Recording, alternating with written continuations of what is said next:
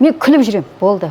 Компьютерді білмейтіндігім балам үйретті. Мен шашымды да боямаймын. Өйткені Ақшашта ана деген ат бар емес пе? Сөздің құдіретін қарасайшы, Шәке дедім, өзім қарады. Мына мотоциклді аласыз ба дедім. Жасы 70-ке тақап қалған, сонда да жастармен бірге волейбол ойнайды. Ой, тамаша! Бір нәрсені мен андай жақсы нәрсені ғана көремін да, жаман нәрсені көрмеймін. Бауыржан Момышұлының «Ұшқан ұя» кітабындағы қыз тумас әжеміз естеріңізде ғой, өте парасатты, дана әжеміз, біз оны өмірден таптық. Қазір сіздерге Ақжүніс әжемізді таныстырамыз. Күнде осылай киінем. Мен негізі күнде осылай, көшеде де солай, басымда орамал, жаулық. Көшеде солай жүрем. Киінім стилім осындай. Мен өйткені қазақ әжемін ғой. Мен шашымды да боямаймын. Өйткені Ақшашта ана деген ат бар емес пе? Бізде Ақшашта әже деген, Ақшашта әже болыңдар, сартистік шал болыңдар деп айтады ғой. Сол сияқты мен өмірде ештеңеге қалай өмірге Алла тағала мені қалай әкелді, мен солай өмірден қайтуым керек деген ұстанымдамын. Сондықтан мен еш жерімді өзгертпеймін, ештеңе қылмаймын. Қарапайым қалай бармын, осы жүрсім осы.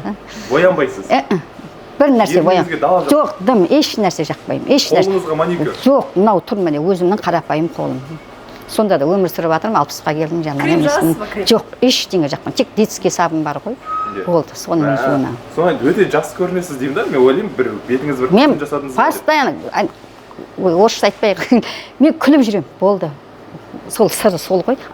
Ашуланбаймын, күліп жүрем, болды. Неге күліп жүресіз? Сол білмеймін, ашуланбаймын бірақ. Ештеңеге ашуланбаймын, өзімді білмеймін. Бір нәрсені мен андай жақсы нәрсені ғана көремін да, жаман нәрсені көрмеймін. Жаман нәрсеге мен қарамаймын.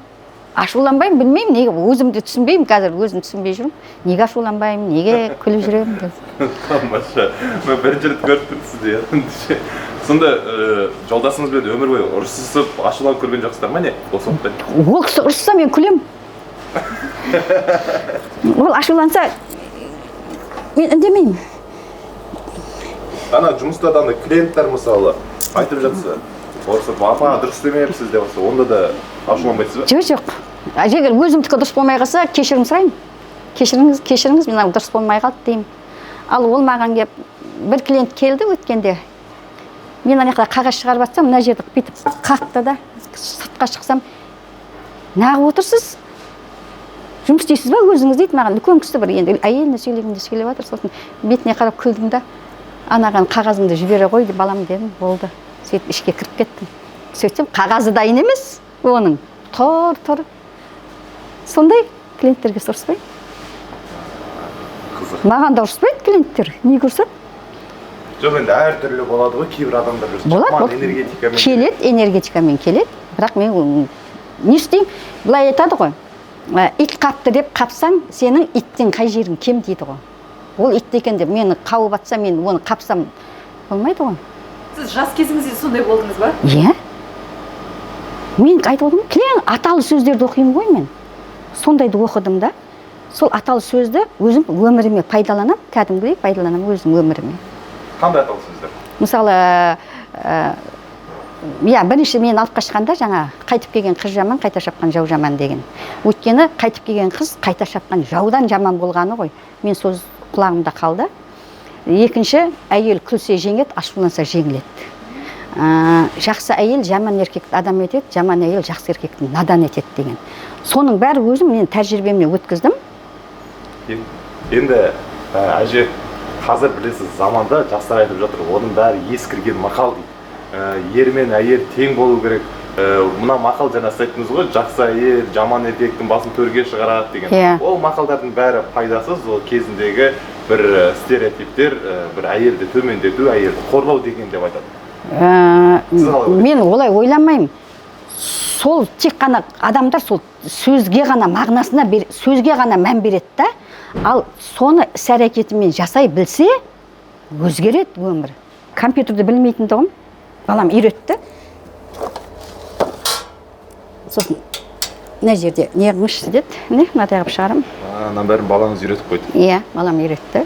Мәссаған, Adobe Photoshop'ты меңгеріп алған. Әжеміз Adobe Photoshop'пен жұмыс істеп жатыр ғой мұнда. Атамыз темекі шеге ма? Шекті ма? Шекті темекіні. Неға андай тоқтатпай шекті. Сосын бір күні біз үй салдық екеуміз. Сосын үй салып атқан кезде ақша болмады темекі алатын. Сосын айттым, Шәке дедім, сізге мен құрт ащы кәмпит деген бар. Мен Аралдан алдырам ащы кәмпитті. Кәдімгі сопақ ащы кәмпит. Сосын айттым, Шәке, мен сізге мына ащы кәмпитпен құрт берейін, темекіңізді тоқтатыңызшы дедім.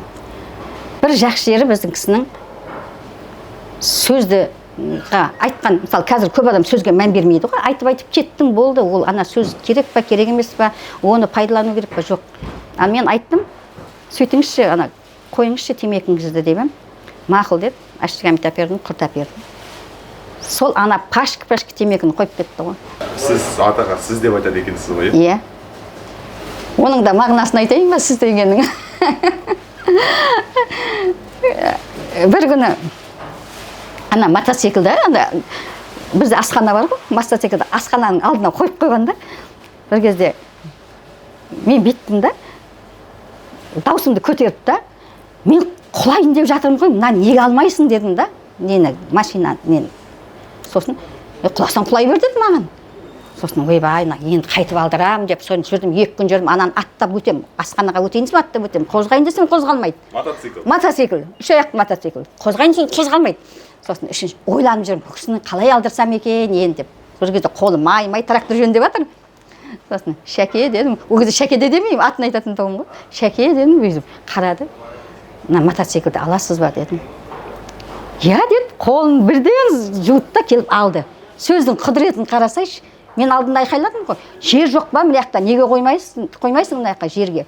Мен мына жерден құлап жатырмын ғой деп кәдімгідей айқайладым да. Мен дұрыс емес ең негізі айқайламауым керек еді да деп өзім ойладым. Сөйтіп айтып ем. Сөздің құдіреті ғой. Сөйтіп жай айтып ем. Келді ала салды. Содан кейін сіз деймін, Шәке деймін. Шәке алдауға болады екен ғой деп қалған ғой. Күнде көре бермейсің. Әже мен атаның волейбол ойнап жүргенін қазір біздің кейіпкеріміз спортпен де айналысады. Жасы 70-ке тақап қалған, сонда да жастармен бірге волейбол ойнайды.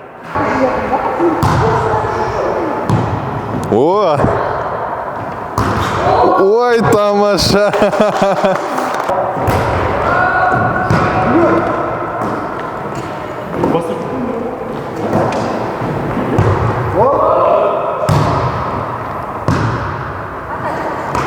О, керемет. Ой, керемет, атаны қараңыздар. Ойын ұнап жатыр ма? Иә, күшті. Біз бұлай ойнап білмейміз ғой. Ата екеуміз бүйтіп ойнай бергенбіз ғой. Ана қызығып жатырмын қарап. Жоқ, атаны айтқанда мықты ойнайды екен. Мықты ойнайды сол, иә. Қарасаңыз, бүкіл пастарды жақсы өткізіп жатыр. Иә, мықты ойнайды. Сол қасына адам керек та, мықты ойнайтын. Тігіншіге бардық, ол кезде көйлек тіккіземіз біз, ана өзімізге шақтап та. Сөйтіп тіккізіп бардым. Қасымда сол кісінің жеңгесінің сіңілісі бар менің қасымда. Бір кезде айтты, мына жақын жерде мамам ауырып жатыр, соған кіріп шығайық деді маған. Ана көйлек тігіп жатқан үйден. Сосын шықтым, мынадай жерде КамАЗ тұр екен. Білмеймін, ішім сезді ма? Ойба дедім да, деп алдығы тура үйге жүгірдім. Сөйтіп сол үйде екен олар. Білмеймін, қазан болдық та, бір кезде қарасам КамАЗдың ішінде жүрмін болды. Сосын бір жерге барып КамАЗ тоқтады, сосын айтты. Енді айтыңдар, қайсысын аласыңдар дедім. Жылап болғаннан кейін. Қайсысын аласыңдар, айтыңдар деді. Сен екеуі түсіп кетті да, біреуі қалды, жаңа кісі қалды. Атын да білмеймін ғой.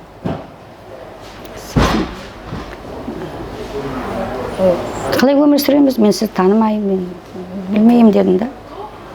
Жоқ, жақсы болып кетеміз ғой деді. Болмайды енді, мен апарып тастасаңдар, алған жерлеріңе дедім. Сөйткенде ауылына хабарласқан ғой. Әкеле беріңдер, көндіріп аламыз деген да енді. Соны бардық, КамАЗбен бардық, КамАЗда тұрмын, жылап жатырмын да. Түспеймін деп КамАЗдан жылап жатырмын. Бір баған бар, әлі есімнен кетпейді. Осының столбик баған ғой. КамАЗдан түскенімді қашқым ғой, бағанға қарай, бағанның қасынан ұстап алады. Қайттан ақ келді. Сені үйге кіргізген. Сосын үйге кіргеннен кейін бір апа қызым, бізде осылай келгенбіз, соны ана кісінің екі несін иығынан ұстап аппын. сіздің қызыңыз бар ма еді осылай мал сатып алып келсе қалай көресіз деппін жаңағы кісінің.